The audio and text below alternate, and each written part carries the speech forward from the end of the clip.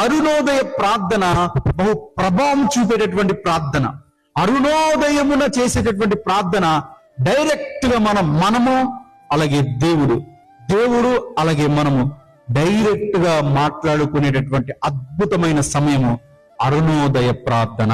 ఆ రోజులలో భక్తులు ఉదయాన్నే లేచేవారండి, అరుణోదయమే లేచి ఉదయాన్నే లేచి మోకరిల్లి 2 చేతులు దేవుని వైపు చాపి ప్రార్థనలు చేశారు. కనుకనే ఆ భక్తుల యొక్క ప్రార్థనలే మనకు కావలిగా వచ్చాడు. దేవునికి స్తోత్రం కలుగును గాక. హల్లెలూయా. యోబు ఉదయాన్నే ప్రార్థన చేస్తున్నాడు. ఎవరి కోసం ప్రార్థన చేస్తున్నాడు తెలుసండి? తన బిడ్డల కోసం ప్రార్థిస్తాడు. దేవునికి స్తోత్రం.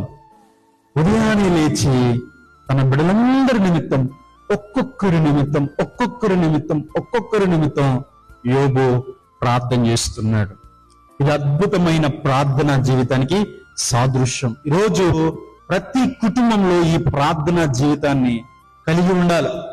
ఉదయాన్నే లేచి గబగబ పనులకు వెళ్ళిపోవడం కాదండి. ఉదయాన్నే లేచి మోకరిల్లి మనస్ఫూర్తిగా దేవునితో మాట్లాడాలి.